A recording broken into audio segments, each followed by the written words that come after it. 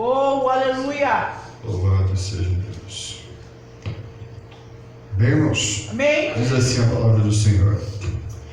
Pedro, apóstolo de Jesus Cristo, aos eleitos de Deus, peregrinos dispersos no ponto da Galácia, na Capadócia, da província da Ásia e da Bitínia, escolhidos de acordo com o pré-conhecimento de Deus Pai, pela obra santificadora do Espírito, para a obediência a Jesus Cristo e a aspersão do seu sangue.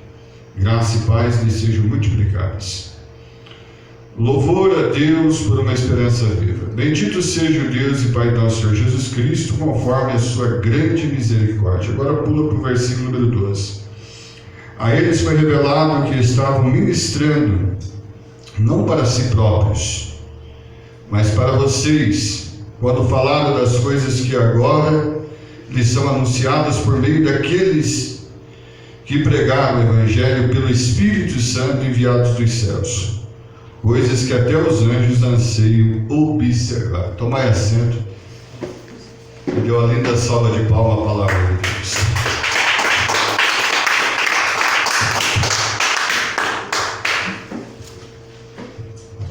Eu estava estudando essa carta de Pedro e pude fazer algumas observações aí bem interessantes nessa carta.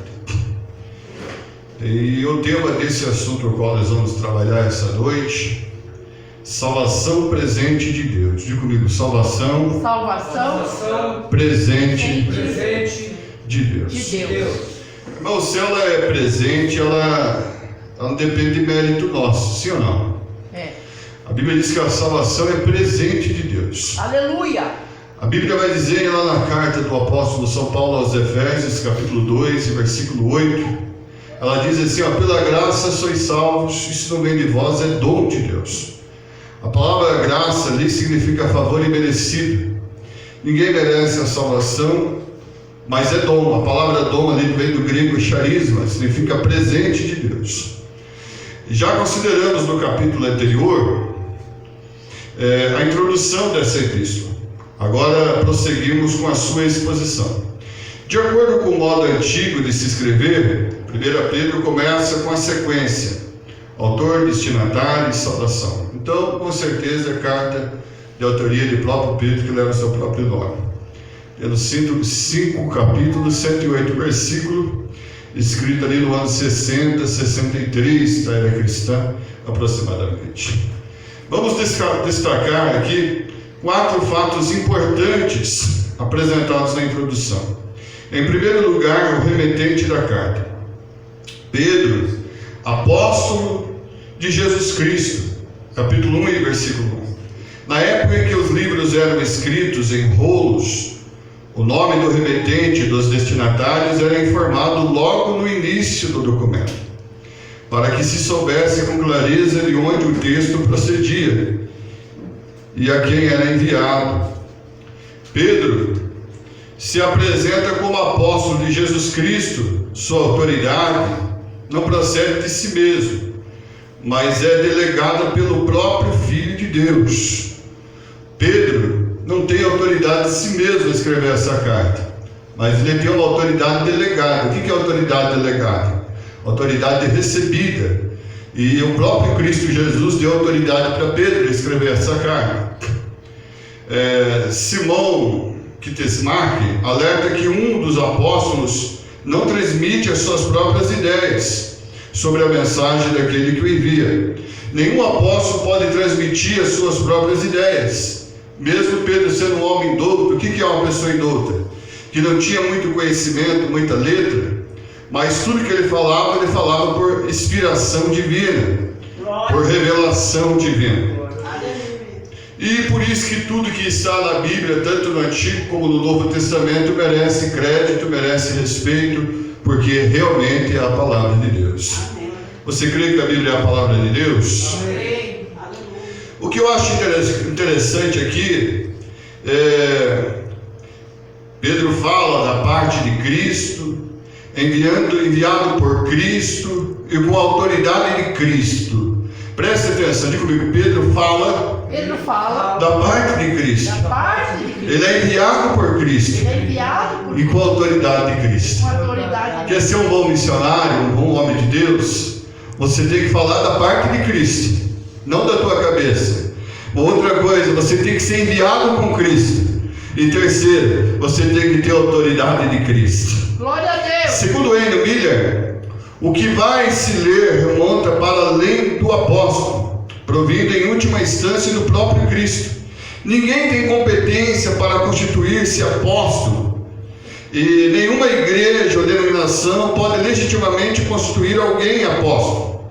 Essa é uma prerrogativa exclusiva de Jesus Cristo.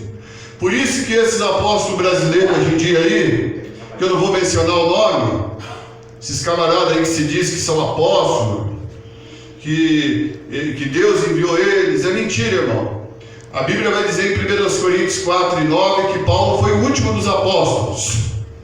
Ah, pastor, mas Judas trai o mestre e é escolhido pelo colégio apostólico Matias. Verdade, escolhido pelo colégio apostólico Matias. Mas só que Matias é a escolha dos homens. E Matias você não vê se destacando no ministério. Mas você vê o apóstolo Paulo, quando Cristo aparece para ele no caminho de Damasco e chamando ele para o ministério, e ele se torna o maior apóstolo dos gentios, o maior plantador de igreja neotestamentária foi o apóstolo Paulo. Dos 27 livros do Novo Testamento, Paulo escreve 13. Paulo teve encontro real com Cristo no Damasco, com Cristo no caminho de Damasco. E ninguém, Pedro, Tiago, João, inclusive Paulo, eles não tinham autoridade para se constituir apóstolo, mas eles tinham que ser chamados por alguém maior que eles. E esse alguém foi Jesus.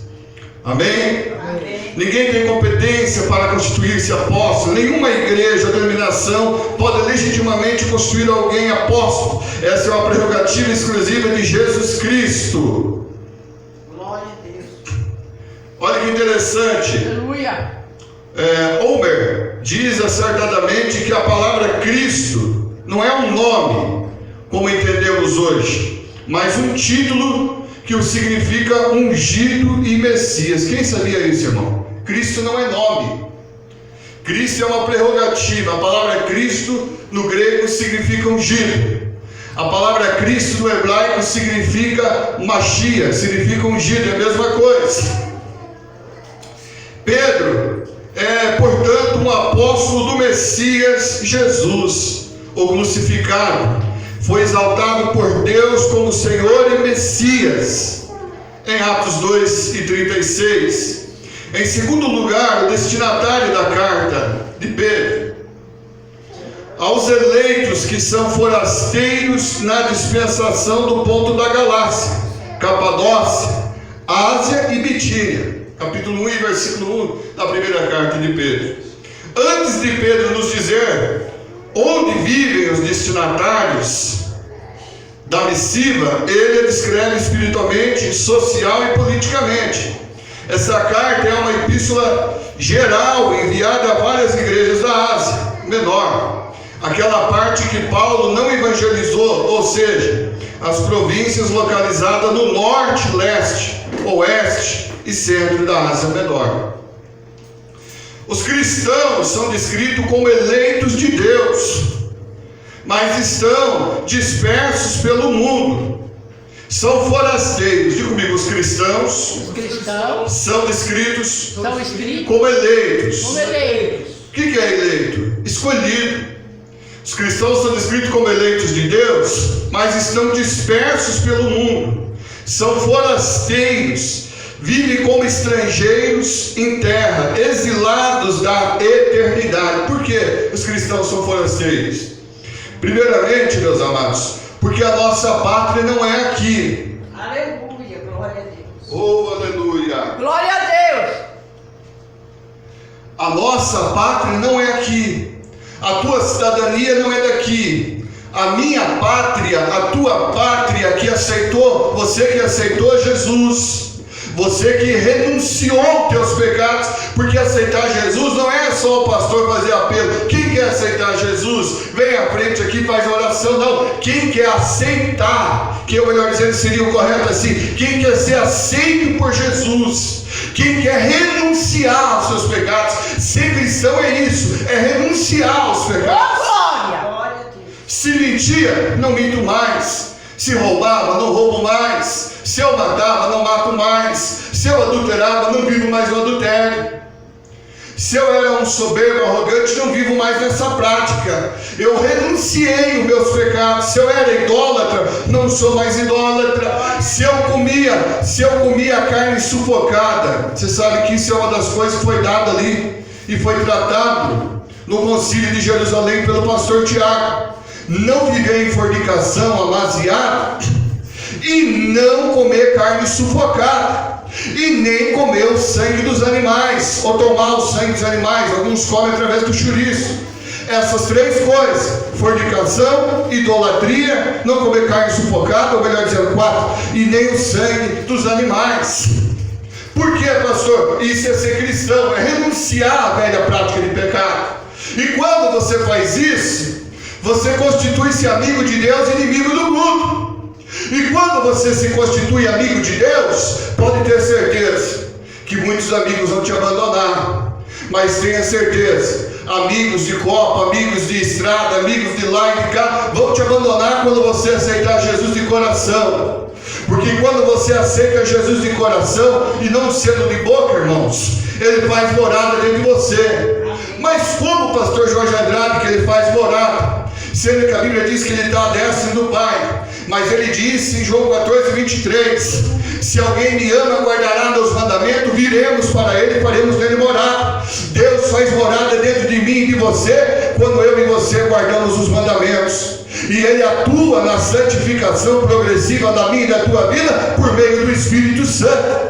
O que é santificação progressiva? Você não aceita Jesus hoje e já é um santo assim, pleno, uma santificação plena. Não, a santificação é progressiva, é como subir um degrau de uma escada. Deus vai te limpando, Deus vai te santificando, Deus vai te renovando, Deus vai te fortalecendo, até você chegar à estatura de varão perfeito, de varão perfeito. É aos poucos que Deus trabalha na minha e na tua vida. Aleluia! Glória a Deus! Aí, irmão, o que acontece? Aí a Bíblia diz que quem constitui-se amigo de Deus, ou melhor dizendo, quem constitui-se amigo do mundo, constitui-se inimigo de Deus. Mas quem constitui-se amigo de Deus, constitui-se inimigo do mundo. Aleluia!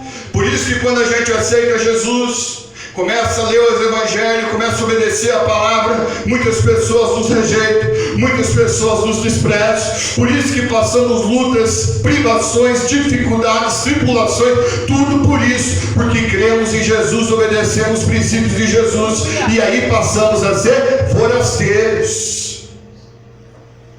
Você já viu, vem agora bastante para cá, para o Brasil, vem um grande número deles, dos, como é que chama lá, aqueles morenos de pele lá, haitianos. Você vê eles para cá, eles não são do Brasil, aqui não é a pátria deles, aqui não é a terra deles. Eles têm dificuldade de pronunciar o português, eles têm dificuldade de se comunicar, arrumar emprego, até muitos morrem de fome aqui. Até muitos moram até debaixo de marquises aí na rua, tudo porque não conseguem se comunicar, não conseguem arrumar emprego, não conseguem se estabelecer no Brasil, porque eles são forasteiros no Brasil. O que você quer dizer com isso, pastor? Que você também é forasteiro no Brasil, fora do Brasil, e por isso que muitas pessoas não te compreendem, não compreendem quando você fala língua estranha, porque esse idioma não é do Brasil, não é da Itália, não é dos Estados Unidos. A língua estranha é da tua pátria que você irá morar, a nova Jerusalém celestial, a cidade santa que Deus tem preparado para os remidos. Por isso, irmão, que o costume do crente ele é diferente do costume do mundo.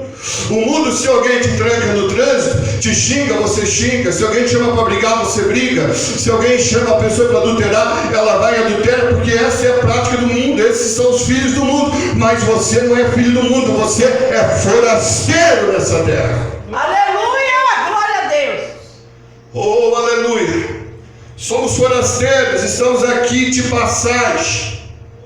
Vivem uma terra, mas não são cidadãos. Olha que interessante, vivem na terra, mas são cidadãos do céu. É isso que Pedro está dizendo. Glória a Deus! E o interessante aqui, que tinha um imperador, se não me engano, agora, Domiciliano, lembrei o nome dele, na época dos cristãos.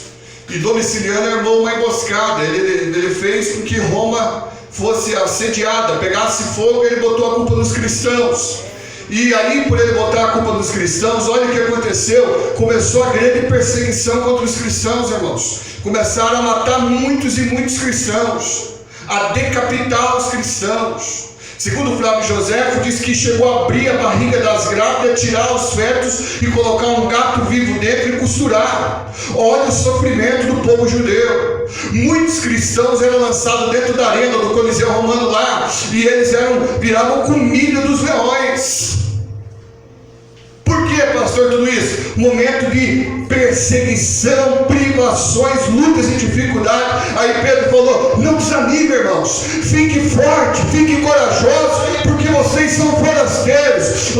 A morte é só um instante, a eternidade é eterna, permanente. Então enfrente as lutas, enfrente as dificuldades, porque Deus tem coisa linda para vocês.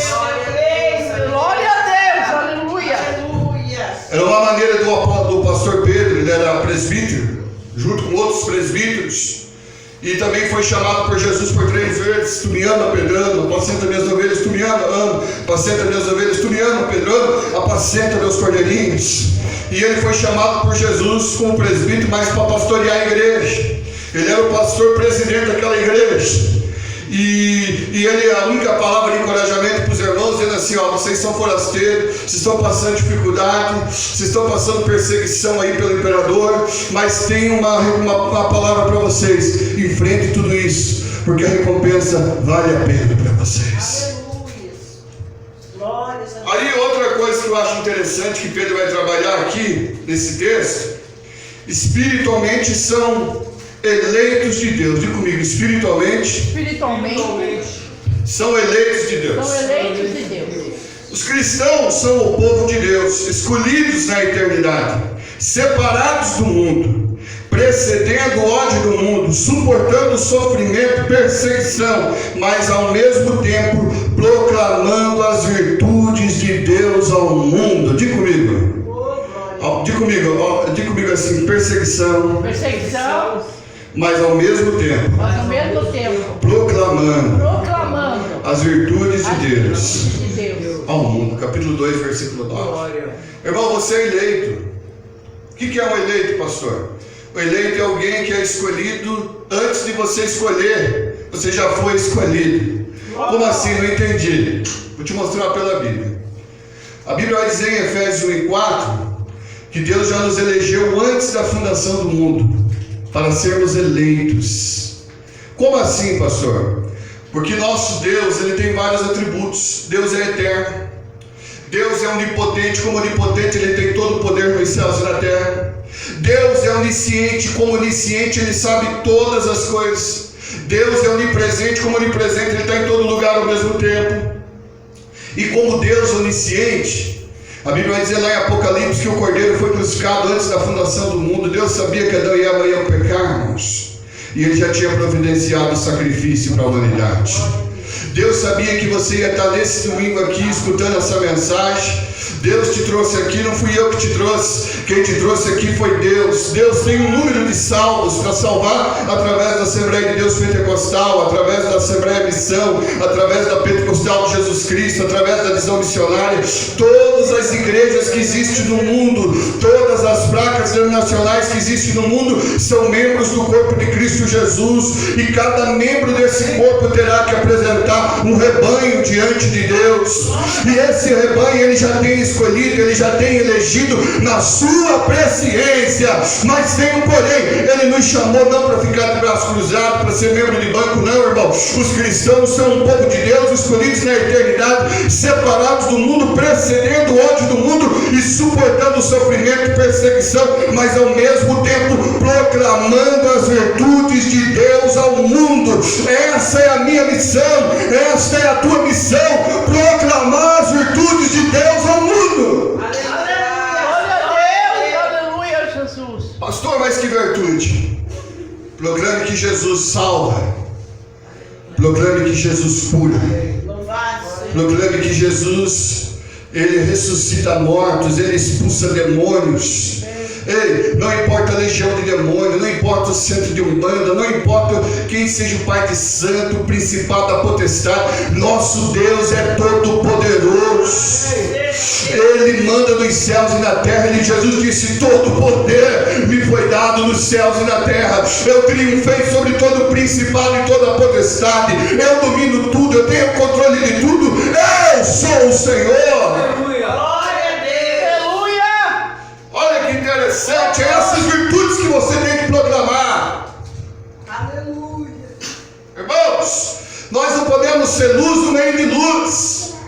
Se eu apagar aqui essas 5 luzes, tem 6, mas se eu deixar apenas uma, ela escurece no meio das trevas. Isso quer dizer com isso, pastor? Ser luz no meio de luz é fácil, ser crente no meio de crente é fácil, mas você tem que ser crente no meio de pessoas que não são crentes. Você tem que proclamar as virtudes de Deus. Venha para a igreja porque Jesus cura, porque Jesus abre porta, porque Jesus ressuscita, porque Ele é o único que pode salvar. Ele pode te batizar com o Espírito Santo. É essas virtudes que eu e você tem uma incumbência de transmitir. Glória a Deus, aleluia.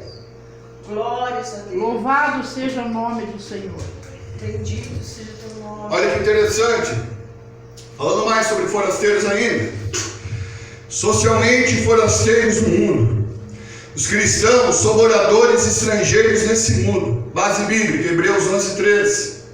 Aqui não é o seu lar, pois a sua estrada na terra, ou melhor dizendo, a sua estada na terra é temporária. Ei, aqui não é o seu lar. É, Jesus. Vou pegar esse ponto aqui. Aqui é o teu lar? E por que as pessoas acumulam riqueza na terra? É. Porque existem pessoas bilionárias juntando tesouros, às vezes nem dizima nem oferta, não ajuda a casa de Deus, a obra de Deus, como se o paraíso dela fosse aqui. Outra coisa, pois a sua estada na terra é temporária. Ei, quantas pessoas que morrem, segundo a estatística, aí é para a pessoa viver 80, no máximo 100 anos. Estatística aí que eles estão dando aí da longevidade humana. Mas quem chega a essa idade, irmãos? A pessoa está ali com o seu carro certinho, habilitado, não está embriagado, nada, mas de repente vem alguém embriagado, com uma carreta e bum, bate no seu carro, pronto, acabou tudo a sua vida. De repente você está lá no supermercado, dá um tiroteio, pum, morreu, um monte de pessoas foram feridas, inclusive você é um dos óbitos ali. Como que você pode garantir que você estará vivo amanhã? A vida aqui é passageira, por isso que Pedro fala, nós somos forasteiros aqui. A nossa estada aqui é temporária. Sua cidadania é o céu, Filipenses 3:20. Oh, glória a Deus, aleluia. Vamos para Filipenses 3:20, pega lá a sua Bíblia. Filipenses 3:20. Olha o que Paulo vai dizer aqui, irmãos. A nossa cidadania, porém, está nos céus, de onde esperamos ansiosamente o Salvador, o Senhor Jesus Cristo. Conheço o pastor da Deus Amor, amigo meu, homem de Deus, de oração, e após 29 dias de jejum e oração, ele teve um arrebatamento de espírito. E nisso ele conta que subiu uma escada, e aí a escada, o topo dela era na terra. O início da escada se dava na terra e o topo se dava lá no céu. E esse pastor conta que quando ele chegou lá no céu, subindo degrau por degrau daquela escada, a escada de corda, E se a pessoa fosse magra, ela se ajustava conforme o corpo da pessoa. Se fosse um pouco gordinho igual eu, se ajustava conforme o corpo da pessoa. E ele disse que subiu degrau por degrau. E quando ele chegou lá em cima do céu, aquele céu azul brilhante, sabe quando o céu está bem limpinho, azul? Ele chegou lá em cima, ele viu uma laje gigantesca, e sobre aquela laje muitas casinhas, tudo padrão. E o anjo dizia para ele assim: já está tudo preparado. Ei! Glória a Deus. Glória a Deus. O anjo dizia: já está tudo preparado.